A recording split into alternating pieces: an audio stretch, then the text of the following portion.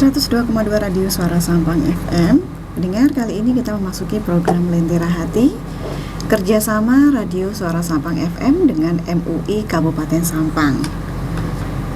Dan Lentera Hati hadir setiap hari Kamis pendengar ya, jam 9 pagi. Dan kali ini sudah hadir di studio kita ada narasumber dan juga moderator kita untuk edisi Lentera Hati tanggal 3 November 2022 ini pendengar.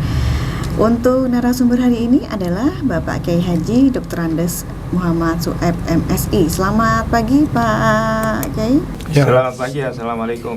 Waalaikumsalam. Dan juga moderator kita hari ini Bapak Ustadz M. Syukur SPDI. Selamat pagi Pak Ustadz. Ya, selamat pagi. Assalamualaikum warahmatullahi wabarakatuh. Waalaikumsalam ya. Dan pendengar, untuk kalian semuanya yang mungkin nanti ada pertanyaan ya, bisa lewat telepon ataupun via WhatsApp di 0823 33906809.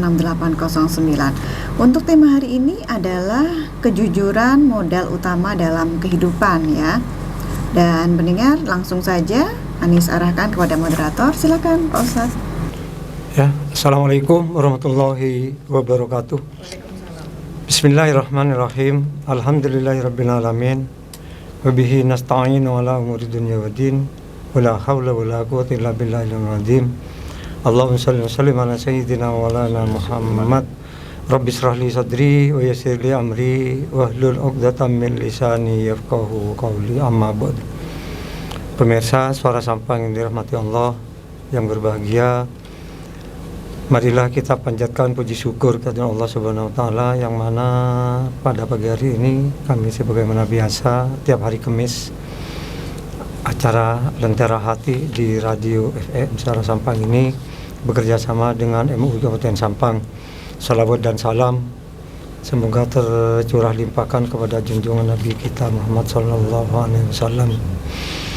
Pemirsa yang dirahmati Allah yang berbahagia, telah hadir narasumber pagi hari ini yaitu Al-Mukarram Kiai Haji Dr. Andes Muhammad Sueb MSI. Assalamualaikum Pak Kiai. Waalaikumsalam warahmatullahi wabarakatuh. Beliau akan membawakan sebuah tema yaitu kejujuran dalam modal kehidupan sehari-hari kita ya. Untuk itu marilah kita ikuti bersama. Materi tadi sudah saya sampaikan, kejujuran adalah modal utama dalam kehidupan. Bisa para pemirsa bertanya nantinya. Tadi telah diterangkan oleh ibu pendamping kita kepada beliau, Bapak Kiai Haji Dr. Andes Muhammad Sueb, disilakan. Assalamualaikum warahmatullahi wabarakatuh. Bismillahirrahmanirrahim. Alhamdulillahirrahmanirrahim. Wassalatu wassalamu ala asyrafil anbiya wal mursalin sayyidina wa habibina wa syafi'ina Muhammad wa ala alihi wa ashabihi. Para pemirsa Suara Sampang yang sangat kami hormati, tak putus-putus kita menghaturkan puji dan syukur kehadirat Allah Subhanahu wa taala atas segala limpahan rahmat taufik dan hidayahnya, khususnya sampai dengan detik ini kita masih dikaruniai panjang umur, dikaruniai kesehatan, kekuatan untuk melakukan segala aktivitas sesuai dengan program atau rencana kita masing-masing. Oleh karena itu, di dalam kehidupan kita ini ada hal yang sangat urgen, hal yang sangat penting, namun tidak merasa itu penting pada umumnya. Padahal itu sangat penting. Jadi modal utama sebetulnya. Modal utama orang hidup itu modalnya itu jujur. Jujur dalam segala hal, jujur di dalam segala transaksi, jujur di dalam segala aktivitas, di dalam apa saja, kapan saja, di mana saja. Itu modal utama adalah kejujuran. Namun utamanya pada saat-saat seperti sekarang ini, mencari orang jujur itu sangat sulit sekali, sangat langka. Kalau kita buka lembaran sejarah Islam, zaman Nabi, zaman sahabat, itu kejujuran itu diutamakan. Bahkan dalam beberapa permasalahan rata-rata sahabat tabi'in itu rata-rata itu mengutamakan kejujuran. Karena kejujuran ini akan berdampak kepada nilai agamanya. Iya, betul. Iya, nilai agamanya. Terutama Kalau nilai pribadi. Orang tidak jujur. Ditanya agamanya apa, Islam. Oh, kalau Islam itu memang diajari tidak jujur kalau begitu. Ini. Jadi pada masa sahabat itu kejujuran itu diutamakan. Ada ini satu contoh kecil saja. Ada seorang itu lapor pada Nabi. Seorang ibu lapor pada Nabi. Nabi, saya melakukan perbuatan perzinahan. Barangkali tidak berzina, itu hanya dalam satu ruangan. Enggak, saya berzina. Barangkali kalau satu ruangan hanya tidur biasa. Enggak. Ini saya hamil. Ya. Oh, hamil. Oh, kalau gitu itu ngaku terus. Andaikan dia tidak ngaku, ada apa-apa. Tidak ada apa itu, tidak ada hukum, tidak ada sanksi. Ini saya hamil. Oh, kalau hamil, Anda balik saja dulu. Nanti kalau sudah lahir, datang lagi ke sini. Ini sebetulnya sepertinya diberi jalan untuk menghindar dari hukum. Jadi andaikan ibu itu tidak kembali lagi, nggak ada masalah hilang. Tapi setelah lahir datang lagi ibu itu. Nabi, saya ini sudah melahirkan. Kenapa kok? Ayah, karena kok datang lagi? Karena kan tidak datang, tidak akan dicari itu. Ini terus setelah mengaku bahwa sudah lahir. Kalau sudah lahir, gini aja. Ini orang lahir itu kan menyusui sampai 2 tahun. Nanti kalau sudah 2 tahun, kamu sudah selesai menyusui, datang lagi ke sini kan. Mesti suruh pulang oleh Suruh Nabi. mundur lagi. Diulur orang. Setelah 2 tahun, datang lagi orang itu. Ini saya sudah 2 tahun menyusui anak. Jadi saya bagaimana menurut hukum? Ini langsung itu diranjam. Ya itu. Kemudian hukum dipukul bukan kalau itu diranjam masuk itu. zina. Iya. Diranjam, kemudian mati sampai mati ya, karena dia sudah pernah berkeluarga kan. Iya. Bukan perawan. Itu tadi diranjam, itu disaksikan para sahabat. Ini sahabat-sahabat bertanya pada Nabi, gimana Nabi dosanya orang yang telah diranjam tadi, yang telah berzina tadi, yang sampai punya anak tadi? Apa kata Nabi? Andaikan pahala orang ini diberikan kepada dibagi-bagi kepada sahabat, itu masih lebih. Artinya apa? Dia itu bebas dari siksa api neraka, dan dia itu masuk surga. Kok begitu Nabi? Ya, dia itu adalah orang yang sangat jujur. Jujur yang luar biasa. Jadi andaikan dengan kejujuran itu dia bisa menembus dosa. Dia bisa menembus dosa. Diandaikan pahala-pahala yang sisa pada ibu itu diberikan pada para sahabat, itu masih lebih itu. Itu apa nilai kejujuran yang sangat luar biasa. Luar biasa sekali. Makanya Nabi itu pernah berkata, "Alaikum bisikti, fa inna sidqa yahdi ilal birri, wa inal birra yahdi ilal jannah." Kamu berlaku jujur. Ya, di mana saja, kapan saja. Karena kejujuran itu adalah menuju kebaikan, dan kebaikan itu menuju pada pintu surga.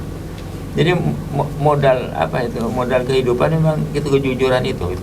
Tapi kalau kata orang ini, jangan jujur terlalu. Kalau jujur bisa boleh jujur, tapi kalau jujur terlalu, kamu tidak akan kebahagiaan. Ya, kebahagiaan. Itu yang salah persepsi orang-orang yang seperti tergantung permasalahannya. Iya. Jadi kalau orang lebih jujur lebih bagus. Maka Nabi itu malah berkata, orang jujur itu nanti bersama Nabi nanti di surga, bertetangga. Itu saking istimewanya orang yang jujur. Jadi ini sebetulnya luar biasa ini. Kata Nabi malah sebaliknya, wa yakum bil kadhib, wa yakum bil kadhib, fa inal kadhiba yahdi ilal fujur, wa inal fujur yahdi ilal nar. Iya. Jadi orang-orang yang pendusta itu adalah merupakan perbuatan dosa durhaka, dan durhaka itu menuju pintu neraka. Bahkan la iman, kata Nabi, la iman liman la adalahu, liman la amana lahu. La iman, tak sempurna iman seseorang yang tidak amanah, artinya tidak jujur. Tidak jujur. Iya, tidak sempurna. Dan termasuk juga munafik, kira-kira ayatul munafik. Kalau munafik itu lebih berat lagi. Iya. Ciri-ciri orang munafik itu kan 3 ya. Iya, Pak. Ayatul munafik salatun, tanda-tanda orang munafik itu ada 3. Idza haddatsa kadzaba, apabila ngomong itu dusta. Iya. 3 dibilang 9 dibilang 9 dibilang 3 dibilang 1. Itu ngomongnya dusta, tidak sesuai dengan kenyataan. Ini mencari ya orang seperti ini banyak sekarang. Iya. Ya, lihat saja, kita saksikan tiap hari tiap malam itu apa yang di TV itu, yang disidang tiap hari itu kan kebohongan itu. Saya berpikir, kok masih ada orang model-model Fir'aun gaya baru ini. Kan Fir'aun gaya baru, sudah membunuh orang, melibatkan berapa orang itu yang dilibatkan itu. Ada yang suruh mengganti CCTV-nya, berapa orang yang kena itu. Ada yang suruh berbohong, macam-macam. Jadi pelecehan seksual itu segala macam, itu namanya itu kan munafik itu. Kalau Indonesia dipimpin orang munafik itu hancur. Jadi kalau orang di Indonesia dipimpin orang-orang munafik, hancur Indonesia itu. Ini harus segera dihabisi. Orang-orang yang terutama yang ada di pemerintahan, baik eksekutif, legislatif maupun yudikatif. Kalau ada di pemerintahan itu segera dihabisi itu, supaya negara itu aman ya. Kalau Pak kayak gini, ada masalah ini sama saya sendiri umpamanya, melindungi orang dalam artian ada seseorang minta perlindungan, maaf Pak, saya minta tolong, ini saya dicari oleh seseorang, saya akan dibunuh karena saya gini-gini. Lalu saya lindungi. Orang nanya, ada orang masuk ke sini.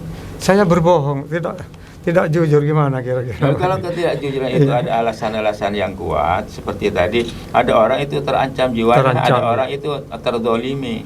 Kemudian orang itu minta perlindungan pada orang lain, supaya orang itu jangan sampai memberitahu yang sebenarnya. Kalau sebenarnya nanti ini bahaya terancam jiwanya, itu boleh.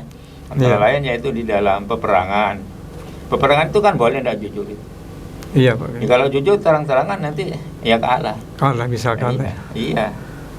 Jadi mendamaikan orang yang tidak akur, orang bermusuhan, itu boleh tidak jujur itu. Jadi misalnya ada si A dan si B itu musuhan. Iya. Kemudian dia biar damai antara A dan B ini, itu orang itu terpaksa berdusta. Pak, itu katanya si B, katanya si B itu sebetulnya mau baik, hanya sampian yang katanya, yang tidak mau baik. Padahal tidak bilang. Hanya ngarang itu. Ngarang ya. Karena tujuannya baik. Gitu. Kemudian datang ke si A, Pak, itu si B itu mau baik, hanya sampian. Akhirnya kan jadi baik semua. Enggak, kalau saya mau baik. Kata yang si A, enggak, saya mau baik.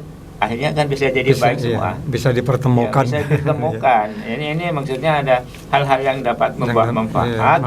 Ya, itu boleh. Itu dalam hal seperti itu. Tapi kalau secara umum itu larangan keras itu berdusta, hadas kata baba. Saya lihat saya sendiri, saya kadang gimana gitu kalau melihat. Ya kalau orang kecil yang tidak jujur dampaknya kecil. Kalau orang agak besar dampak yang nggak jujur dampaknya agak besar. Tapi kalau orang besar, apalagi katanya tadi itu mantan ya, bukan jenderal, mantan itu yang nggak jujur itu dampaknya itu besar itu. Kasihan teman-temannya yang baik itu kena imbasnya. Iya, kasihan. Jadi inilah. Jadi makanya itu harus segera dihabisi, terutama pejabat-pejabat yang memangku kebijakan kekuasaan di Indonesia ini. Kalau ingin Indonesia ini ingin maju, nggak tahu kalau ingin hancur. Jadi wa'ada akhlafa. Apabila berjanji dusta. Ini sudah janji politik. Ikar janji. Istilah umumnya kan janji politik. Kalau janji politik itu ya nanti kalau saya jadi ini kan, nanti kalau saya jadi kamu kan dapat ini janji politik.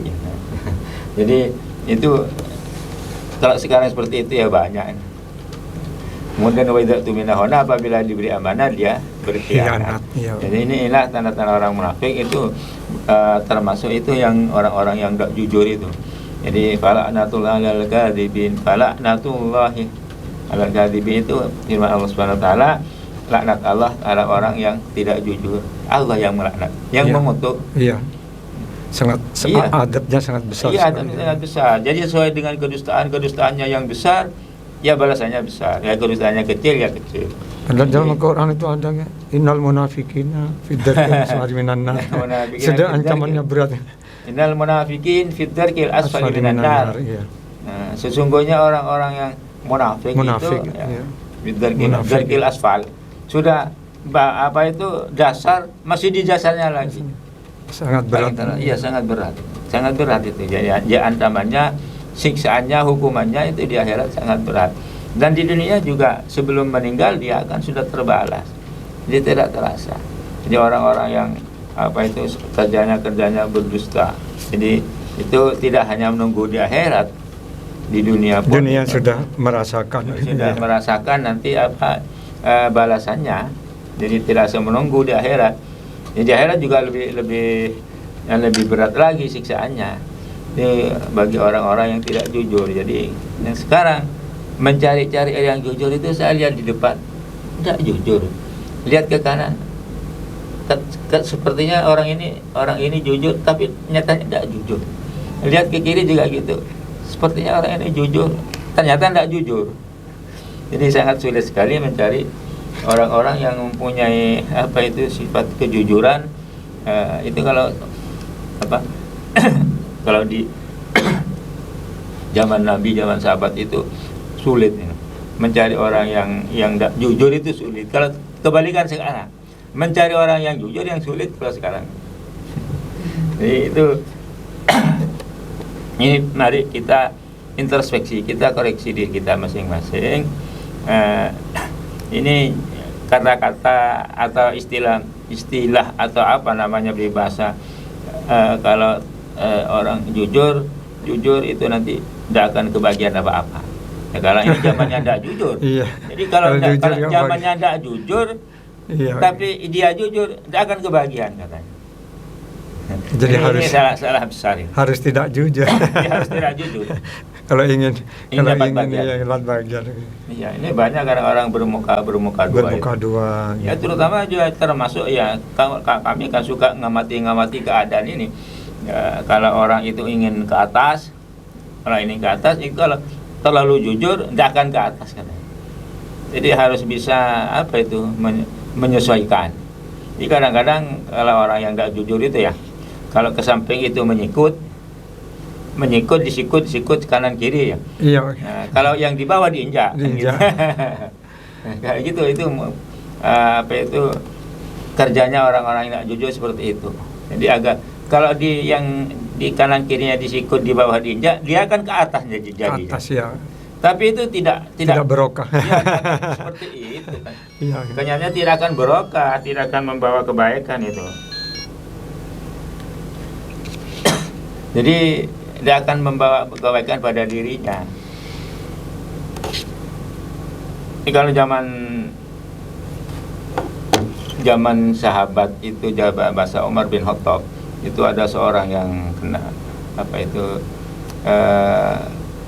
kena sanksi hukum mati itu berkat kejujuran malah dia selamat dari kematian. Iya, itu balasannya jiwa.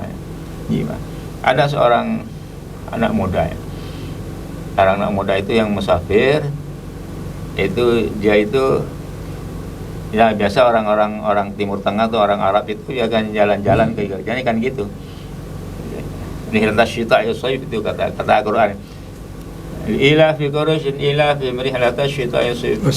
Kebiasaan orang Arab itu, orang Quraisy itu kalau apa itu kalau musim panas, musim dingin ya. Kalau musim dingin itu kemana itu. Jadi dia itu suatu saat dia jalan-jalan musafir musafir di tengah jalan dia kecapean. Karena kecapean dia tertidur. Ya naik unta. Ternyata untanya itu setelah dia dalam keadaan tidur, untanya itu makan tanaman yang punya orang. Iya, punyanya orang. Loh, kebetulan ada yang punya, bapak yang punya itu. Ya dihantam dengan batu, mati. Untanya mati. Iya. Karena untanya mati, dia itu berpikir, ini kalau unta saya mati, kan ini kaki saya, kan kendaraan saya tidak bisa kemana-mana, kan perjalanannya jauh itu, puluhan kilo, mungkin ratusan kilo kalau biasa sudah orang Arab itu. Ini sampai emosi. Kalau begitu saya akan balas. Dibalas. Yang punya sawah itu, yang punya Tegal itu, yang punya tanaman itu dibalas, dihantam juga dengan batu, mati.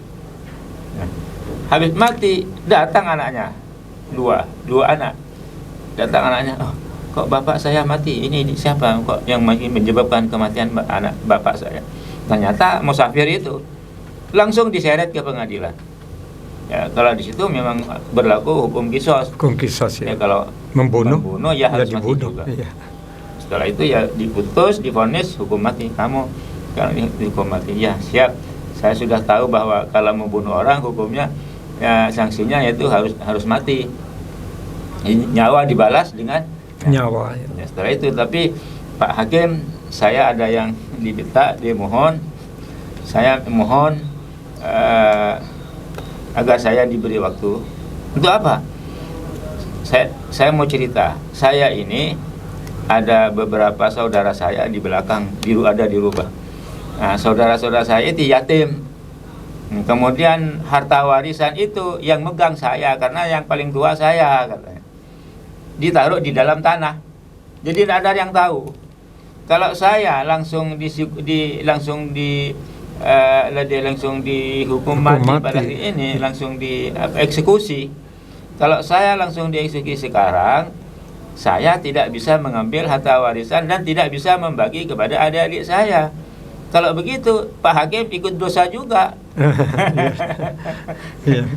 Jadi gimana? Saya minta waktu untuk saya pulang kembali. Saya akan memberitahu kepada adik-adik saya bahwa saya akan dihukum mati, akan dieksekusi.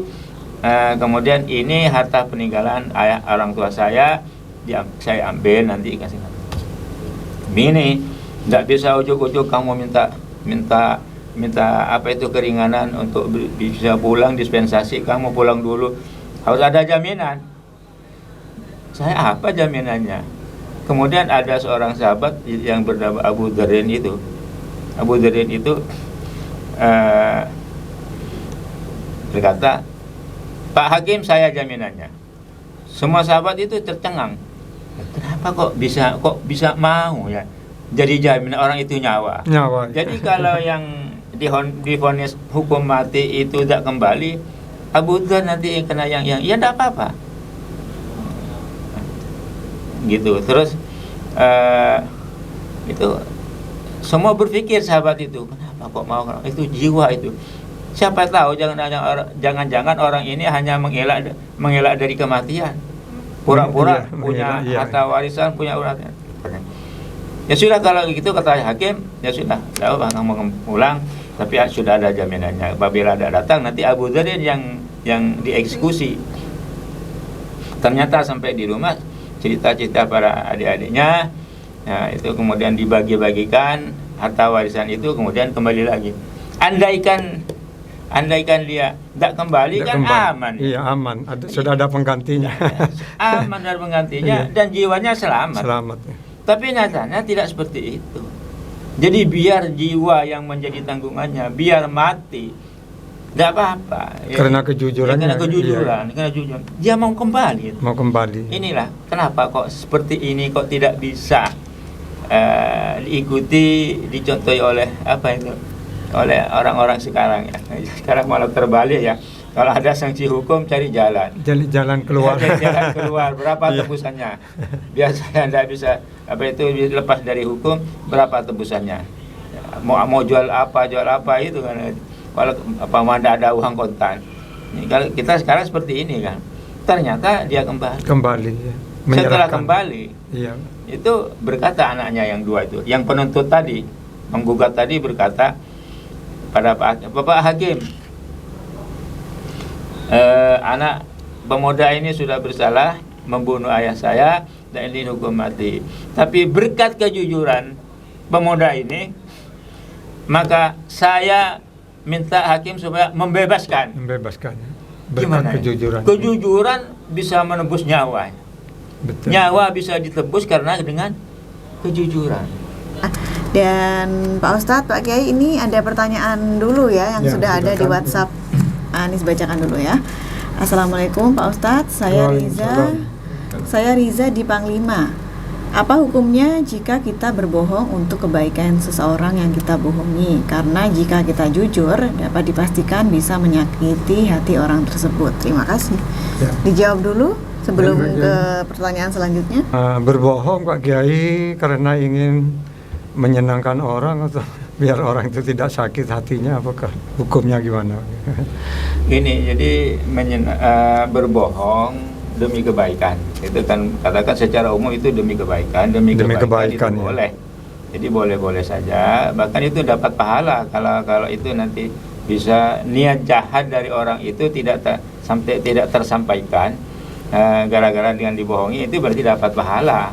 Karena ini ingin menyelamatkan orang kan gitu. Jadi itu bukan hanya boleh-boleh tapi malah itu dapat pahala. Jadi hukumnya apa, masuk wajib apa sunat? Ya, wajib, menyimpan tapi ya dapat boleh pahala itu saja. sunnah. Kalau ada orang-orang yang berniat tidak baik, berniat jahat apalagi, itu kemudian dia bagaimana dengan segala macam cara, alasan apa, yaitu dengan kebohongan, tapi demi kemaslahatan. Kemaslahatannya ini yang dapat pahala di situ. Oke, mungkin Iya. ini pertanyaan selanjutnya hampir mirip tapi mungkin bisa dijelaskan lagi ya. Ya. Assalamualaikum, saya Dita di Barisan. Assalamualaikum. Bagaimana jika kita jujur kepada teman tapi menyakiti, seperti mengatakan kamu kok gemuk, padahal itu bisa jadi motivasi agar dia tidak kelebihan berat badan dan punya tubuh yang ideal. Tapi teman yang dikatai gemuk itu sakit hati. Bagaimana penjelasannya Pak Kiai? Sudah terlanjur jujur tapi menyakiti. Menyakiti. Tapi itu untuk temennya juga. Iya, Bagaimana? Jadi terima kasih, ini memang sering terjadi seperti itu. Ada hal-hal yang sepertinya dia itu baik, tapi karena dengan kejujuran maka dia itu akan menghasilkan sesuatu yang tidak baik. Jadi sebetulnya apa yang dimaksud itu baik hanya dengan pengelolaan kata-kata saja, di situ intinya. Jadi kalau pengelolaan kata-kata itu dengan, misalnya contoh ya, ada seorang ingin kenal dengan seseorang, karena ingin kenal dia itu dengan cara yang dengan cara yang tidak benar. Tidak benar. Iya, artinya ada orang lewat, biar saya kenal, biar orang itu nyapa saya lempar dengan kerikil. Padahal tujuannya baik itu. Baik. Kerikil kecil aja. Jadi biar dia nyapa, tapi itu tidak baik kan. Itu tidak boleh kan gitu. Jadi kenapa? Karena tujuan baik apabila dilaksanakan dengan cara-cara termasuk dengan ucapan yang tidak baik akan menghasilkan yang tidak baik. Bagaimana caranya? Itu tergantung dari pengelolaan dari kata-kata. Jadi kalau orang itu kamu ini kok gembrot gitu begitu. Jadi apalagi kamu perempuan masih muda. Ya orang-orang itu Tergantung kadang-kadang kalimatnya ya. Iya, orang-orang itu moh dengan orang-orang yang gembrot perutnya itu. Ya. Jadi itu kan bisa dikelola dengan kata-kata yang indah, kan begitu. Jadi kan bisa gitu. Kamu itu kan wajahnya cantik. Jadi hanya emangnya kamu itu kurang langsing lah sedikit. Ya. Jadi barangkali kalau kamu bisa menjaga makanan, kan bisa kamu puasa Senin Kemis, Senin puasa, Kemis puasa, barangkali itu sekaligus diet. Kalau diet kamu itu nanti tambah cantik kamu itu kan senang malah orang itu. Iya betul. Daripada dengan cara kamu kok perutnya gendut perempuan gitu, ya, orang-orang apa itu cowok-cowok itu tidak mau dengan orang ini kan tergantung pengelolaan kata-kata saja di situ. Jadi kata-kata itu niatnya dengan baik, tapi dengan cara dilakukan yang tidak baik itu akan menghasilkan yang tidak baik. Jadi ini kadang-kadang terbalik. Orang itu sebetulnya orang itu niat jahat, tapi dengan pengelolaan kata-kata atau dengan cara yang baik bisa berhasil itu diterima tidak baik. Iya, diterima dengan baik. Iya, padahal itu niatnya tidak baik gitu. Itulah kita ya. Iya. Selanjutnya ya, selamat pagi, saya Indri di Rajawali. Bagaimana cara kita untuk dapat menguatkan hati dan keberanian dalam mengutarakan kejujuran? Maksudnya biar selalu jujur mungkin. Iya. Terima kasih. Jadi ini saya kasih contoh saja. Cerita tadi masih belum tuntas. Cerita sahabat yang tadi. Setelah ditanya, Abu Dzarrin itu sahabat tadi yang mau jadi jaminan jiwanya itu apabila orang yang dihukum mati itu biar diganti kepada dirinya. Kok mau? Jadi tumbal. Ada apa? Iya. Mengapa saya mau? Karena saya menjaga agama saya. Menjaga agama saya. Kalau saya itu tidak mau, berarti agama nanti saya itu jelek kesannya. Dalam Islam itu tidak boleh jadi jaminan itu tidak boleh. Ini kan nanti diarahkan kepada agama, disandarkan pada agama oleh Abu Dzar. Ya kan biar agama Islam itu dianggap suatu agama yang sangat baik sekali.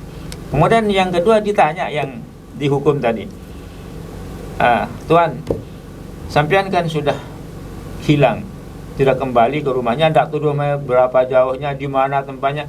Andaikan kamu tidak kembali lagi, kan kamu aman je. Kenapa kok mau kembali? Ya, karena ini demi agama saya. Kalau saya tidak kembali, berarti saya ini kan tidak jujur. Berarti Islam itu boleh tidak jujur kalau gitu. Inilah. Iya. Nah, jadi Islam itu boleh tidak jujur, apalagi ancaman jiwa. Jadi saya demi menjaga agama saya. Jadi dilarikan pada agama. Jadi seperti yang pertanyaan tadi kaitannya, bagaimana bisa menanamkan menanamkan sifat dan sikap kejujuran itu pada siapa saja. Itu bagaimana? Yang satu itu larikan kepada agama. Jadi biar agama Islam itu memang agama yang sangat baik dan paling baik, sehingga itu bisa diaplikasikan, diamalkan, diimplementasikan di dalam kehidupan sehari-hari, bahwa kalau ajaran agama itu termasuk salah satunya itu kejujuran itu diamalkan, dipraktekkan, itu termasuk mengamalkan agamanya. Kemudian yang kedua, untuk menanamkan rasa kejujuran, bagaimana agar umpama kemarin-kemarinnya kita di antara kita ada yang tidak jujur, kurang jujur, itu biar bagaimana tertanam rasa kejujuran. Yakinkan, yang kedua, yakinkan bahwa kejujuran itu akan membawa keuntungan.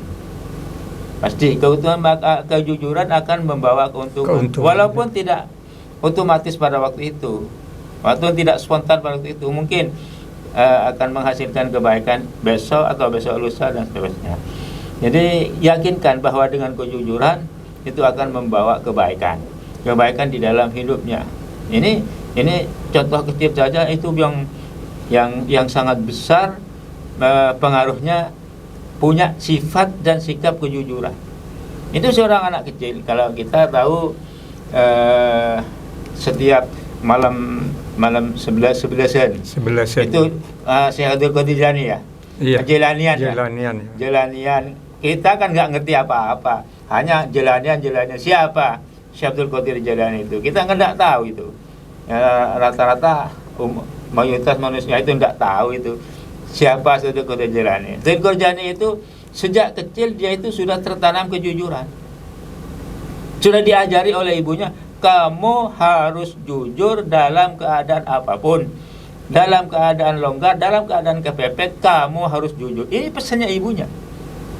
Dia itu dimondokkan, bapaknya sudah mati.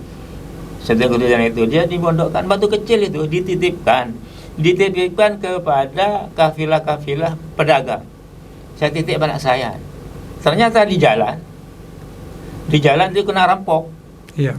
Dikena rampok kan. Pedagang itu kena rampok, habis katanya. Tinggal Syekh Abdul Qadir Jilani yang kecil itu. Jong, sini Jong.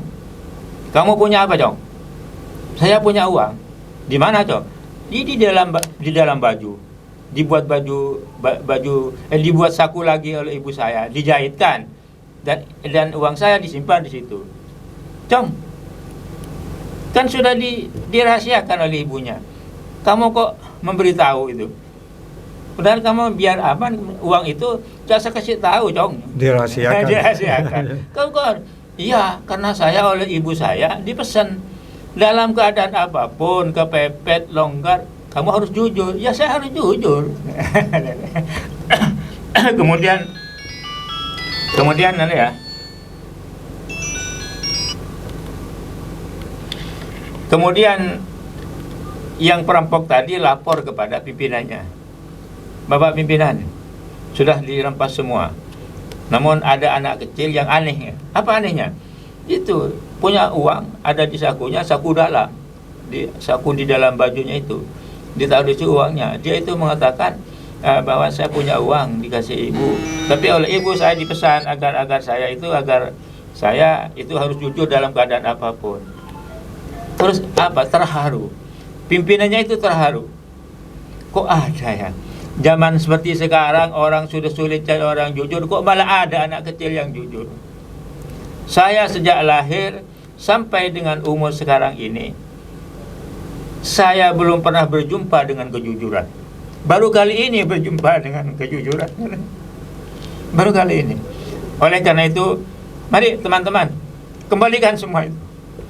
Kembalikan harta-harta yang kamu rampas, kembalikan.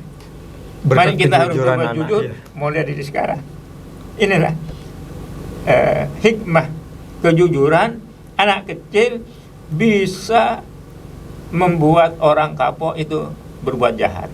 Itu hanya karena Syekh Abdul Qadir Jilani yang jujur, anak-anak pada waktu itu. Iya. Kok bisa ya? Bisa pengaruhnya itu rampok semuanya itu berhenti.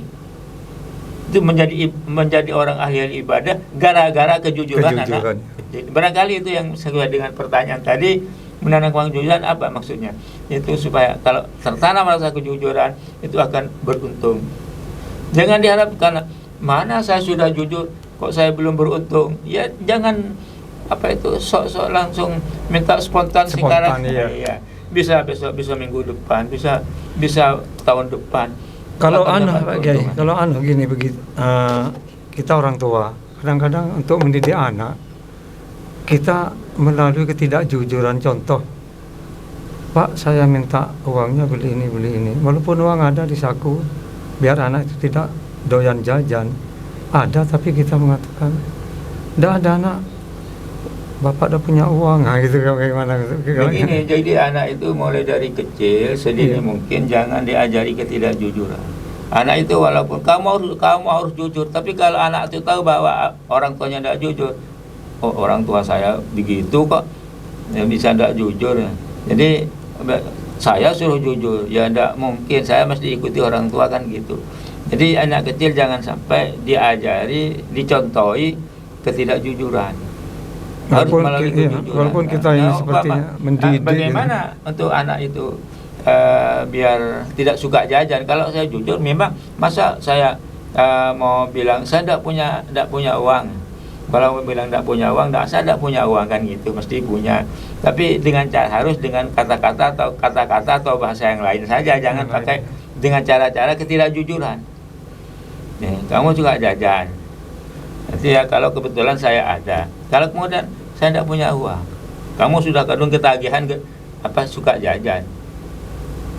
Jadi nanti kamu tuh bingung sendiri. Ini ke satu, kedua itu orang itu. Kalau orang itu hemat, orang itu tidak suka jajan, uangnya disimpan, nanti ya hemat pangkal kaya, kan itu dari peribahasa anak SD itu, hemat pangkal kaya kan gitu, rajin pangkal pandai kan itu harus ditanamkan itu jangan dengan cara-cara ketidakjujuran. Takut kejiwaan anak itu juga nanti terbawa. Ya akan berpengaruh itu, tertanam mulai dari kecil dan tertanam. Ya Pak Kiai, ini kira-kira waktu sudah mau nyampe, ini kesimpulan daripada tema sekarang ini adalah kejujuran. Para pemirsa Suara Sampang yang saya hormati, telah banyak saya contohkan itu nilai-nilai kejujuran ini merupakan modal pokok di dalam kehidupan, baik di kehidupan di mana saja, di rumah tangga, di tetangga, di masyarakat, di kantor, ya, di pasar, di toko, di laut, di gunung, ya di mana saja. Itu katanya ibunya Syekh Abdul Qadir Jailani itu, dalam keadaan apapun kamu harus jujur. Jadi kejujuran itu akan membawa berkah, akan membawa keuntungan dunia maupun akhirat, baik pribadi ataupun ke orang lain, pribadi ataupun secara berkelompok. Ya sekarang walaupun kalau zaman sekarang tidak bisa itu diterapkan, bisa saja. Bisa pasti bisa itu. Jadi jangan punya pikiran-pikiran yang tidak rasional.